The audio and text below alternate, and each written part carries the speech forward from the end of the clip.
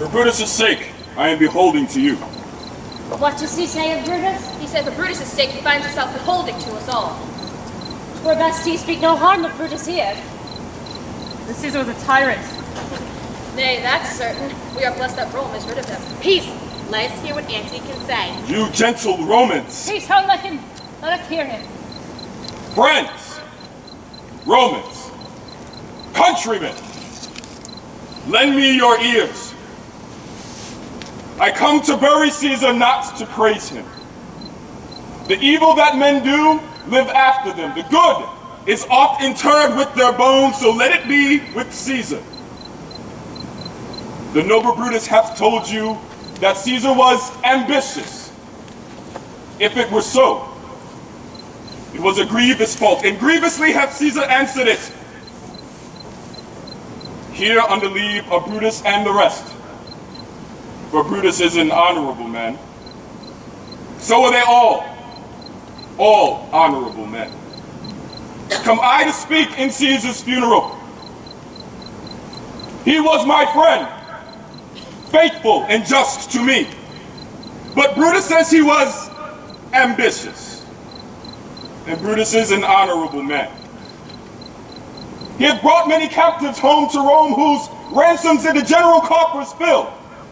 Did this in Caesar seem ambitious? When that the poor hath cried, Caesar hath wept. Ambition should be made of sterner stuff, yet Brutus says he was ambitious. And Brutus is an honorable man. You all did see that thrice I presented him a kingly crown, which he did thrice refuse. Was this ambition? Yet, Brutus says he was ambitious.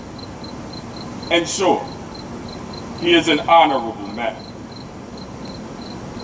I speak not to disprove what Brutus spoke, but here I am to speak what I do know. You all did love him once, not without cause. What cause withholds you then to mourn for him? Oh, judgment! Thou art fled to Brutus' beasts, and men have lost their reason.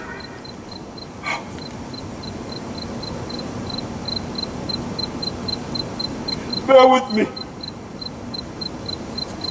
My heart lies there with Caesar, and I must pause till it come back to me. Methinks there be much reason in his sayings. If thou considers rightly of the matter, Caesar's had great wrong. Has he, masters? I fear there be worse to come in his place. Marked ye his words? He would not take the crown, therefore 'tis certain he was not ambitious. If it be found so, some will dear abide it. Poor soul, his eyes are as red as fire with weeping. There's no nobler man than Rome. Yes. Now mark him. He begins again to speak. But yesterday, the word of Caesar might have stood against the world. Now lies he there, and none so poor to do him reverence. Oh, masters, if I were disposed to stir your hearts and minds to mutiny and rage, I shall do Brutus wrong, and Cassius wrong, who you all know are honorable. I will not do them wrong. I rather choose to wrong the dead, to wrong myself and you, than I will wrong such honorable men. But here's a parchment with the seal of Caesar. I found it in his closet. 'Tis his will. Let but the commons hear this testament, which, pardon me, I do not mean to read. The will! Have patience, gentle friends. I must not read it. It is not me. Do you know how Caesar loved you? It will inflame you. It will make you mad. 'Tis good you know not that you are his heirs. For if you should, what would come of it? Read us the will. We will hear the will, Marc Antony, Caesar's will. Will you have patience? Will you stay a while? I fear I've overshot myself to tell you of it. I might have wronged the honorable men whose daggers have stabbed Caesar. I do fear it. They were traitors! Read the will! Read the will! You will compel me then to read the will? Come to read it! The will! If you have tears, prepare to shed them now. You all do know this mantle. I remember the first time ever Caesar put it on. Look, through this place ran Cassius's dagger through. See what a rent the envious Casca made. Through this, the well-beloved Brutus stabbed. For Brutus, as you know, was Caesar's angel. Judge, O ye gods, how dearly Caesar loved him. This was the most unkindest cut of all. But when the noble Caesar saw him stabbed, ingratitude, strong more than traitor's arms, quite vanquished him. Then burst his mighty heart, and great Caesar fell. Oh, what a fall was there, my countrymen! Then I and you and all of us fell down, while bloody treason flourished over us. Oh, now you weep, and I perceive you feel the dint of pity. These are gracious drops. But kind souls, what weep you when you but behold our Caesar's vesture wounded? Look you here! He is himself marred, as you see, with traitors. Oh, piteous spectacle, most noble Caesar. Oh, woeful day! Oh, traitors! Most Villains! sight Will be revenged! Revenge and seek Revenge! Stay, countrymen, stay! Hear the noble Antony. We'll hear him, we'll follow him, we'll die. Good friends, sweet friends, let me not stir you up to such a sudden flood of mutiny. They that have done this deed are honorable.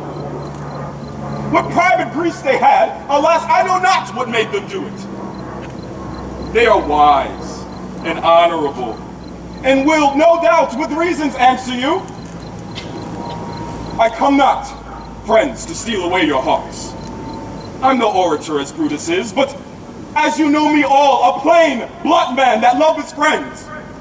And they that know full well that give me public leave to speak of him.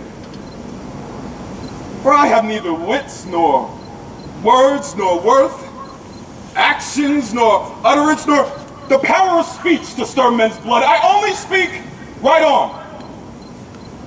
I tell you that which you yourselves do know.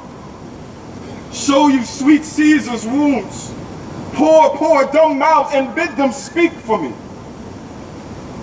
But were I Brutus, and Brutus Antony, there were an Antony would ruffle up your spirits and put a tongue in every wound of Caesar's that should move the stones of Rome to rise in mutiny. Mutiny! Mutiny! Yes, we'll burn the house of Brutus! Wait then, come! We'll find the conspirators! Yet hear me, countrymen, yet hear me speak. Peace ho, here Antony, most noble Antony. You have forgot the will I... Most true the will! Let us Read the will! Here is the will. And under Caesar's seal,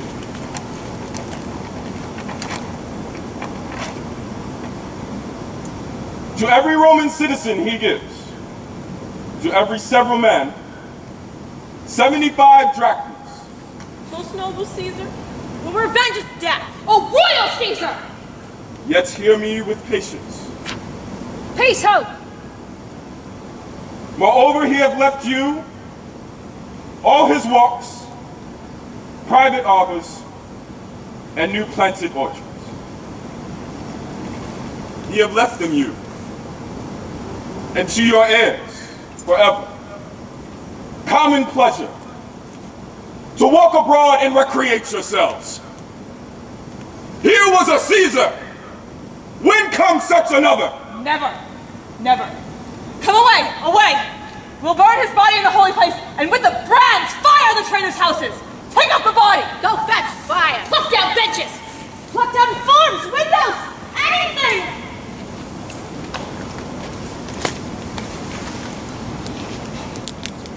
Now let it work.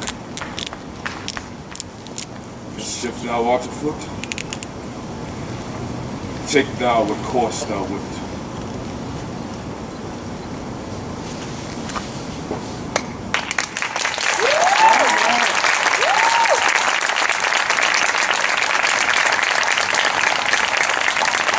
Now.